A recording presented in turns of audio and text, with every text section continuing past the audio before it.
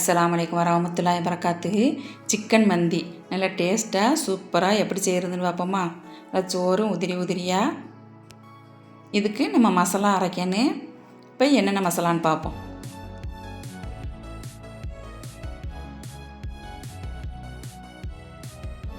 நாலஞ்சு பட்டை எடுத்துக்கிறேன்னு, 2 ஸ்பூன் ஜீரகம், கொஞ்சமாக குங்குமப்பூ, காஞ்ச லெமனில் 2 எடுத்துக்கிறேன்னு, ஒரு 15 ஏலக்காய், 15 கிராம்பு, ஜாதிக்காயில் 1 எடுத்துக்கிறேன்னு, 1 ஸ்பூன் மிளகு, 1 ஸ்பூன் மல்லி.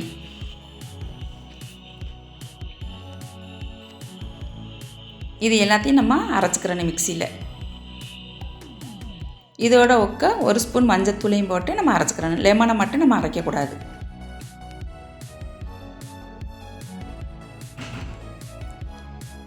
இப்போ அரைச்சாச்சு. இதை ஒரு பாத்திரத்தில் எடுத்து வச்சுறேன். தேவையான அளவு உப்பு போட்டு நம்ம கலந்து வச்சுக்கிறேன்.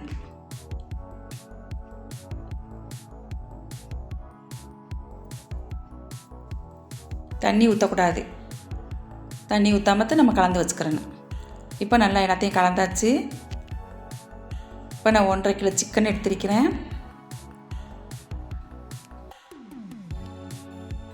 இது இந்த மாதிரி நம்ம நறுக்கி வச்சுக்கிறேன்னு. அப்போ தான் உள்ளேலாம் மசாலா போய் நல்லா டேஸ்ட்டாக இருக்கு. உள்ளேலாம் மசாலா தடவி நல்லா ஊற வச்சுக்கிறேன்னு. எல்லாத்துலேயும் ஒன்று ஒன்றா தடவுனோம்னாத்தான் நல்லா உள்ளேலாம் மசாலா போகும்.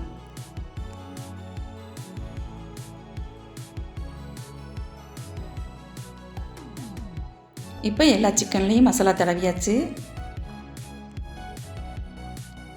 மேலே கொஞ்சமாக எண்ணெய் ஊற்றி அதையும் தடவி நம்ம ஊற வச்சிடணும். ஒரு 3 மணி நேரம் ஊற வச்சிடணும். இந்த மசாலா ஊறினாத்தான் நல்லா சிக்கன் டேஸ்ட்டாக இருக்கும்.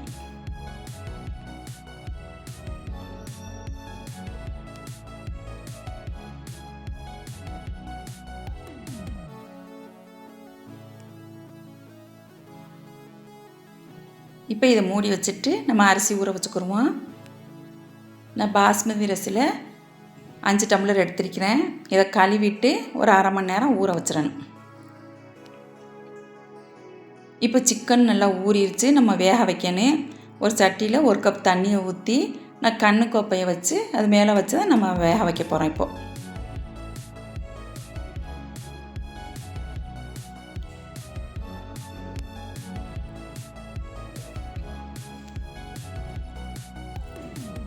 இப்போ நல்லா வெந்துருச்சு.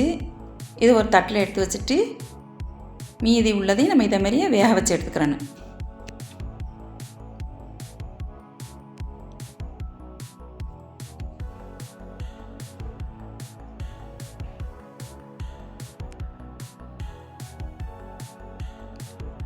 இப்போ நம்ம சிக்கன் வேகிறதுக்கெலாம் நம்ம தாளிச்சுக்கிடுவோம்.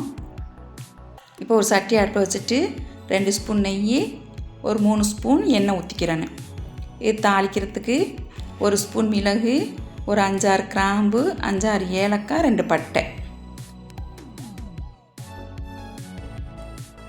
2 பெரிய வெங்காயத்தை நம்ம பொடிசாக நறுக்கி போட்டுக்கிறோம். வெங்காயம் லேசாக வதங்கவும் 2 லெமனையும் போட்டு வதக்கிட்டு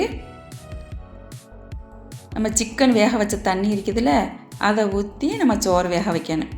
இப்போ இந்த சிக்கன் வெந்துருச்சு. இதை எடுத்து வச்சுட்டு நம்ம அந்த தண்ணியை அளந்து ஊற்றிக்கிறேன்னு. 1 டம்ளர் அரிசிக்கு 1.5 டம்ளர்ண்டு நம்ம அளந்து ஊற்றிக்கிறேன்னு.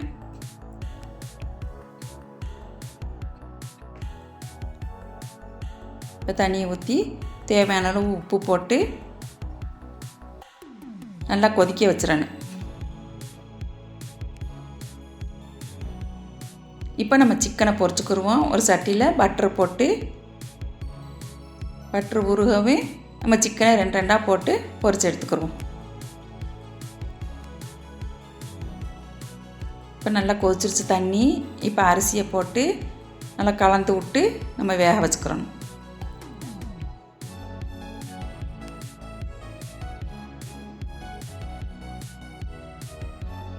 இப்போ சிக்கன் ஒரு பக்கம் பொரிஞ்சிருச்சு.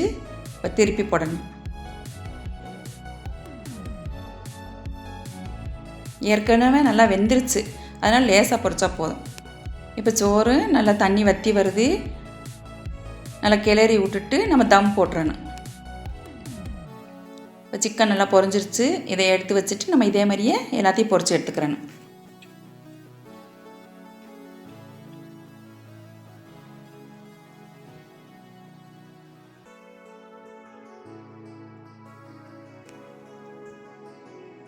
இப்போ சோறு நல்லா வெந்துருச்சு.